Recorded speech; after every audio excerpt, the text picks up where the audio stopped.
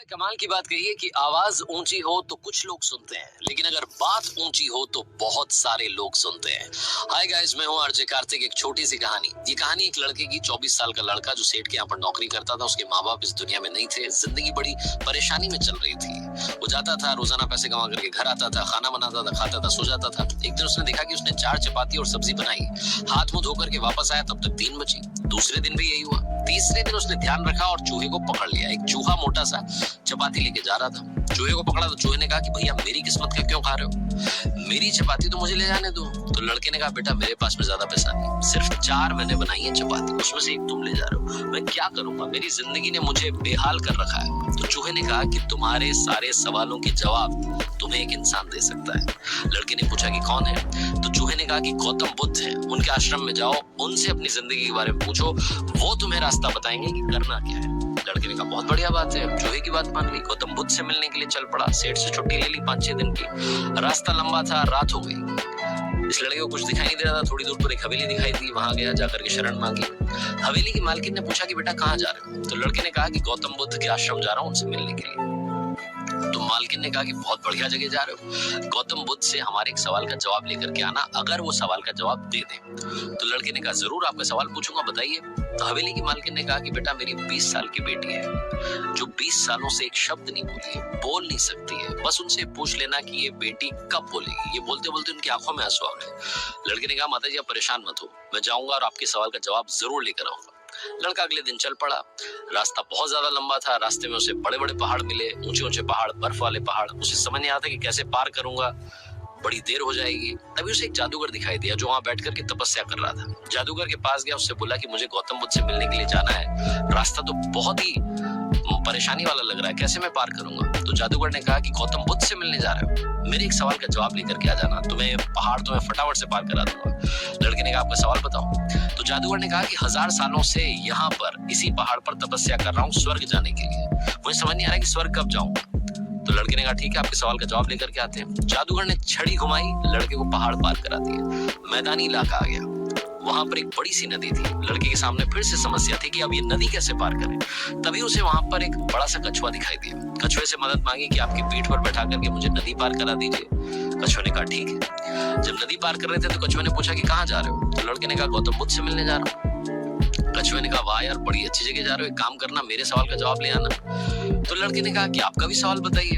तो कछुए ने अपना सवाल बताया कि मैं बड़े टाइम से 500 सालों से इसी नदी में हूँ और ड्रैगन बनने की कोशिश कर रहा हूँ, ड्रैगन कब बनूंगा ये बस पूछ करके आ जाना।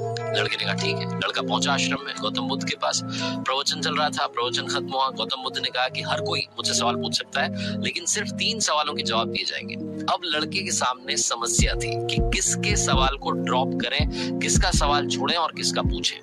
लड़के ने सोचना शुरू किया। सबसे पहले हवेली की मालकिन नजर में आई, ध्यान में आई। तो उसे लगा कि वो तो अपनी बेटी का इलाज कराना चाह रही है, उनकी बेटी बोल नहीं रही है, उनकी आंखों में आंसू थे, उनका सवाल पूछना जरूरी है। दूसरी जो तस्वीर उसके दिमाग में आई, नजर में आई, वो आई जादूगर की। जादूगर 1000 साल से वहां तपस्या कर रहा है बर्फ के पहाड़ में। तीसरी तस्वीर आई कछुए की, जो 500 साल से नदी में ड्रैगन बनना चाह रहा है। फिर लड़के को अपनी तस्वीर नजर आई, जो सेठ के यहाँ पर एक लड़का नौकरी कर रहा है। लड़के ने सोचा कि मैं तो नौकरी कर ही रहा हूँ, खाना खा ही रहा हूँ, ठीक चल ही रहा है, थोड़ी और मेहनत करूंगा, कुछ बदलूंगा। इन 3 लोगों की जिंदगी में बदलाव लाना जरूरी है, इन 3 के सवाल पूछना जरूरी है। लड़के ने गौतम बुद्ध से तीनों के सवाल पूछे। गौतम बुद्ध ने जवाब दिया सबसे पहले हवेली की मालकिन के सवाल का। उन्होंने कहा कि उस मालकिन की जो बेटी है 20 साल की, उसकी जैसी ही शादी होगी वो लड़की बोलना शुरू कर देगी। दूसरे सवाल का जवाब देते हुए गौतम बुद्ध ने कहा कि जो जादूगर है उससे कहना कि वो छड़ी छोड़ दे, जिस दिन उसने छड़ी छोड़ दी, छड़ी का त्याग कर दिया, वो स्वर्ग चला जाएगा। तीसरा सवाल था कछुए का। गौतम बुद्ध ने कहा कि उस कछुए से कहना कि अपना कवच उतार दे, जिस दिन उसने कवच उतार दिया उस दिन वो ड्रैगन बन जाएगा। लड़के ने नमस्कार किया, प्रणाम किया, चल पड़ा वापस। रास्ते में कछुआ मिला, कछुए से कहा कि भैया कवच उतार दो। गौतम बुद्ध ने कहा तुम ड्रैगन बन जाओगे। कछुए ने जैसे ही कवच उतारा, मोती ही मोती निकल आए। कछुए ने कहा मोती का मैं क्या करूंगा, आप ले जाओ। लड़के को मोती दे दिए और कछुआ ड्रैगन बन गया। थोड़ा आगे चला तो जादूगर मिला। जादूगर को जाकर के कहा कि भैया आपको छड़ी छोड़नी पड़ेगी, तभी आप स्वर्ग जा पाओगे। जादूगर ने कहा ये लो छड़ी छोड़ दी, ये छड़ी तुम रख लो, मैं स्वर्ग चला जाऊंगा। जादूगर स्वर्ग चला गया। और अब आई बारी तीसरे सवाल की। ये पहुंचा उस हवेली में जहां मालकिन ने सवाल भेजा था। मालकिन से जाकर के बोला कि मालकिन आपका जो सवाल था उसको जवाब मिल गया है। आपकी 20 साल की बेटी की जिस दिन शादी हो जाएगी उस दिन ये बोलना शुरू कर देगी। उन्होंने कहा क्या बात है, तो देर कैसी, मेरे सामने ही तो दूल्हा बैठा है, तुमसे बढ़िया लड़का कौन हो सकता है। लड़की को बुलाया गया, लड़के ने लड़की को देखा, लड़की ने लड़के को देखा, शादी करा दी गई। और जैसे ही शादी हुई लड़की ने पहली बात बोली कि आप तो वही हो जो उस दिन रात में हमारे यहाँ आकर के रुके थे। लड़की ने बोलना शुरू कर दिया। लड़के के पास में जिंदगी में पैसा आ गया क्योंकि मोती मोती आ गए, जादूगर की छड़ी आ गई, ताकत आ गई और शादी भी हो गई। लड़की की जिंदगी सेटल हो गई सिर्फ इसलिए क्योंकि उसने अपने सवाल का त्याग कर दिया था। इस दुनिया में जो जहाज होता है जब किनारे पर होता है तो सुरक्षित होता है, सबसे ज्यादा सेफ होता है, लेकिन उसे दूसरे किनारे पर जाने के लिए इस किनारे का त्याग करना पड़ता है, लहरों से भिड़ना पड़ता है, मुकाबला करना पड़ता है। इस लड़के ने जब तक अपना सवाल नहीं छोड़ा था इसको जवाब नहीं मिले थे। ये छोटी सी कहानी लाइफ में बहुत बड़ी बात सिखाती है। अगर आप कुछ कमाल करना चाहते हैं तो त्याग कीजिए उन बुरी आदतों का, आलस्य का। सुबह जल्दी उठना शुरू कीजिए।